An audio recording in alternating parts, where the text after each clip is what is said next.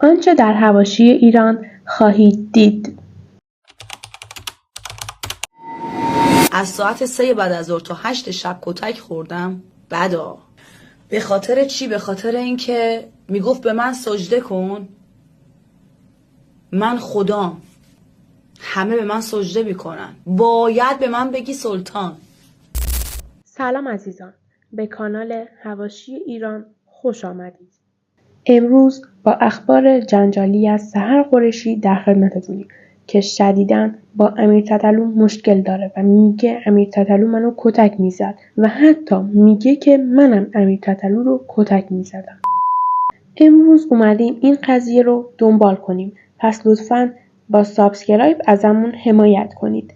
راستی یادتون نره زنگوله رو فعال کنید تا اولین نفری باشید که از حواشی باخبر میشید.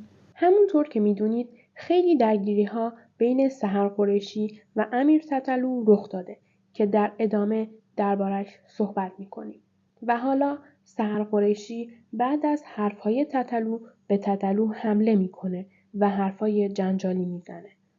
سحر قریشی میگه که از ساعت 3 بعد از ظهر تا 8 شب کتک خوردم. بدا. به خاطر چی؟ به خاطر اینکه میگفت به من سجده کن، من خدام، همه به من سجده میکنن، باید به من بگی سلطان.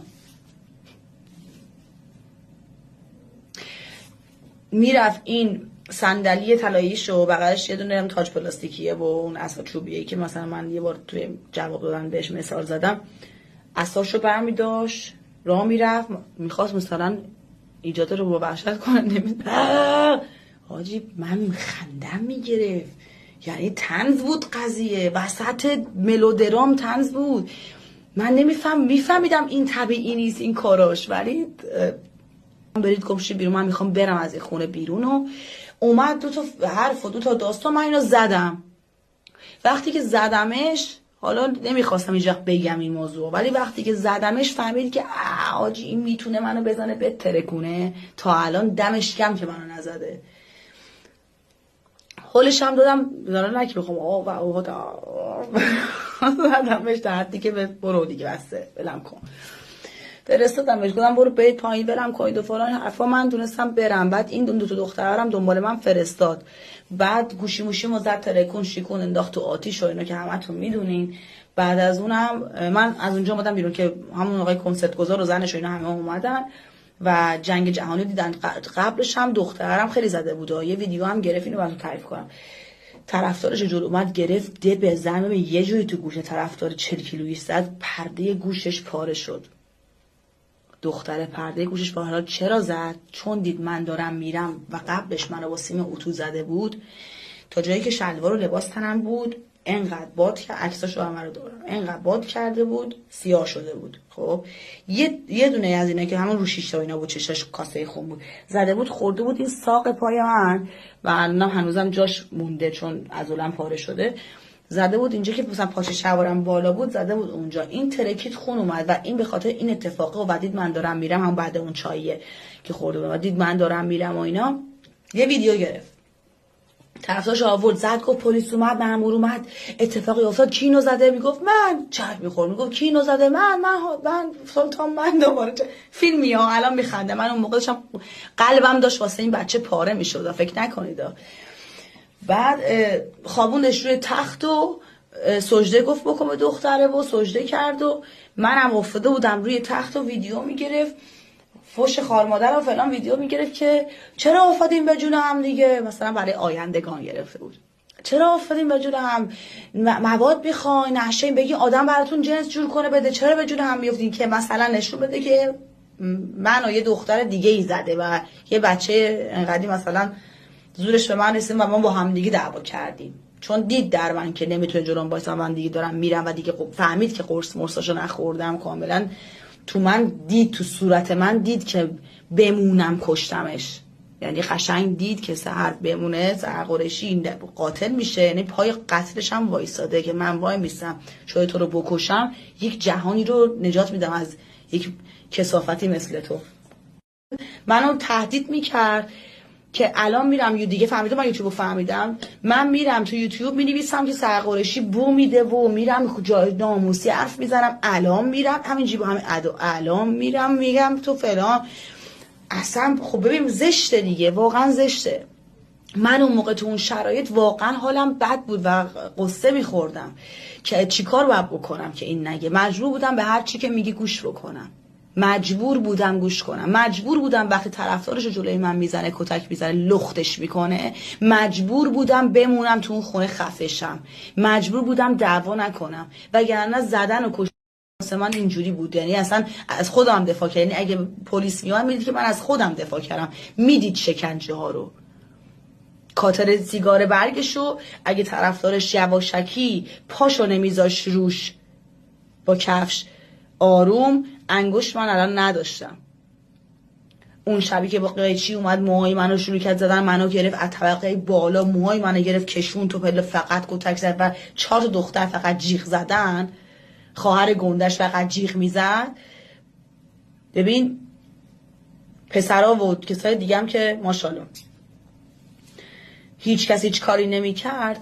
بچه‌ها مجبور بودم سکوت کنم چون قیچی دست یارو بود، چون فلان چون راهی نداشتم. کیف اون موقعی که گفتم من میخوام برم، اون کیف مدارک منو برداشت، هم پاسپورتم توش بود، هم پولم توش بود، هم گوشیمو گرفته بود. من چی داشتم کنم؟ تش پیش خودم میگفتم اوکی من میرم مثلا سفارت، ولی چه جوری برم از این شهرک بیرون با این پای دست و پای شل؟ خیلی خیلی چیزایی هست که بخوام توضیح بدم. از شکنجه‌هایی که من میداد براتون توضیح بدم. مثلا طرفدارش رو می آورد میزد جلوی من، یه بچه 40 کیلویی مثلا فکر کن دختر کوچولو رو ده، میزد. بعد میگفتم من چیکار کنم نکنی؟ بعد به من میگفت نگاه کن. بعد من خب میرفتم سمتش دیگه، میگم نکن. به خودمو میزد کاری نداشتم، ولی کسی جلو میزد میرفتم جدا میکنم و گفتم که نکن و فلان و این حرفا. گفتش که میرفت پایین دوباره دور میزد میومد بالا اینجوری کرد میخواین دوباره کتک نخورین بیاین زیر تتو بشینید. ببین یعنی بیاین بشینید که فقط من بعد میشستم، بیاینی وجود نداشت. دوباره من حاضر بودم این بچه کتک نخوره، اون یکی چیش نشه، دوباره ما یه تتوی چطوپه بدون بی استی به کسی که اصلا بک‌گراند کار نبود گفت اینو بزن و این دختره داشت همزمان اشک میریخت، اینو میزد با خواهرش حرف میزد. آره من نمیتونم، خواهرش هم آرتیست بود، من نمیدونم چه گویی بخورم فلان.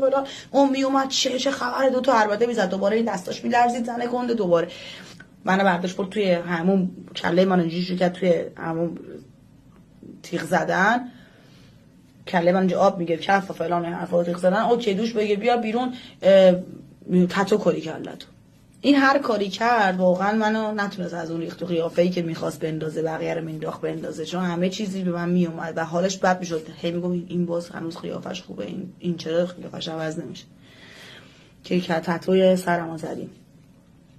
و همچنان خواهرش داشت ویدیو میگرفت. اگه تا الان سکوت کرده بودم فقط به خاطر این بود که حالم خوب نبود، من شکنجه شده بودم. من توی خونه‌ای بودم که 4 روز آخر آب و غذا بهم نمیدادن. من تو خونه‌ای بودم که به زور تو دهن من قرص میکردن، عین این دیوونه خونا تو دهن من چک میکردن که قرص رفته پایین یا نه. قرص بدون آب به من میداد که من تشنگی خفه شم. فش خوردم تو اون خونه، حرفای زشت و رکیک شنیدم. من 24 بدنم کبود بود، هی میگفت کبودیت خوب شه بعد میذارم بری، بعد این تا بعد این خوب بشه، بعد هی میگفت تتو کن درد بکشی، من درد بکشی دیگه نزنمت. بچه بعد میگن شرایط کدومه؟ گریه میکرده. آره وقتی صورت من ترکیده، وقتی همه جام بدنم درد میکنه منو به زور میاری میشونی با ترکیدن. از یه ماه مثلا 2 ماه دارم هر روز کتک میخورم از تو بی دلیل، بعد سنمی هم باهات ندارم، من یه آرتیست دیگه تو یه آرتیست دیگه، نه دوست دخترت هم نه نسبتی با تو دارم نه اصلا هیچی، خواهرتو برداشتی آوردی که همه چیز زیر نظر چیز باشه. بچه‌ها دست به دست دادید و مامانش کادو داد و اون اومد گفت تبریک میگم و خانوادگی مشکل روحی روانی دارن. اصلا من فقط درگیر این کتکا و این درگیر و بی دلیل و تو رو درواسی این که فلانی داره منو میزنه و نمیدونستم دفاع کنم، الان من بزنمش با کله برم تو صورتش بگیرم بهتر چیکارش کنم، بعد زورت هم بهش میرسه تو حالت بد میشه. یعنی خودتونو بزنین جای من، یه آدم کوچولو کلا اینقدی کوچولو جلوت وایساده، بعد قلدری هم میکنه و داره تو رو مثلا بی دلیل میزنه و تو نمیفهمی چرا. چشا کاسه خون، یه پرده روی چشم. ببین بچه‌ها مورفین میزنن سردیشون میکنه، بعد میرن شیشه میزنن گرمشون شه، این تیکه شه که این سرد میشه گرم میشه، این پشمای آدم میریزش از همین جاها اومده. و یه ذره عقلتون یه خود استفاده کنین از مختون. بعد چرا حالا پشمای یارو میریزه؟ برای اینکه وقتی تو این فاصله این اتفاقه یارو میاد یهو مثلا میزنه سرقرشی رو میترکونه، بعد یهو میاد میبینه واو زده ترکونده از بالا تا پایین. بعد چرا زده ترکونده؟ میگه اوه بی گو خوردم، میره 4 جفت کفش میخره، میاد با همین آقای که کنارشون هستن الان دیزاینرشونن، اینا رو اسم میبرم نشونه میدم بدونید که من دروغی ندارم این وسط بگم. اومد نشست بغل من و اولین مکالمه طولانی ما بود. نشست یه ذره صحبت کرد، بعد گفتش که چشاش پر اشک شد از حرفش و اینا. بعد گفتش که سحر قریشی تو رو خدا منو گردن بگیر، بذار مردم بگن یه آدم حسابی منو گردن گرفته. آقا من واقعا پرام ریخت، گفتم آجی اینم بدبخته، گفتم این دیگه چقدر بد. گفتم آقا افتادیم تو داستان، من اصلا حوصله این اتفاقا رو ندارم. خیلی ناراحت شدم، خیلی دلم سوخت، اصلا حالم بد شد. بعد تایپ منم نبود، دروغ چرا؟ میتونست یک عمر رفیقم باشه ها، میتونست یه عمر رفیقم باشه، پارتی کنیم، عشق کنیم، با هم بخندیم، ولی به عنوان پارتنر نمیتونستم بپذیرمش. و گفتم که واقعا نمیدونستم چی بگم بهش. گفتم که نه این حرفو نزنید، حالا انشالله خود مدیریت بهتر بکنید درست میشه. این حرف و حدیثای خودی که با ادب تر برخورد کنید، یه خود فحش ندی و اینا اوکیه، مردم اوکیه. خب به هر حال بچه‌ها جوونا ما خانواده‌ها نمیخوان بچه‌هاشون بیادب باشن. موندم چی بگم بهش. گفت بیا منو گردن بگی، این حرفا رو ول کن و فلان و این حرفا، اگه نمی‌کنی اشکالی نداره باشه و بغض و فلان، حداقل یه 2 شب دیگه اضافه تر بهمون بذار پوزتو بدیم، بچه‌ها بیان اشغال کنیم بگردیم و بچه‌ها فلان شما بریم راه بریم و بریم خرید و بریم. گفتم که نه، بیرون که نه، من واقعا برگردم خیلی کار دارم به خدا.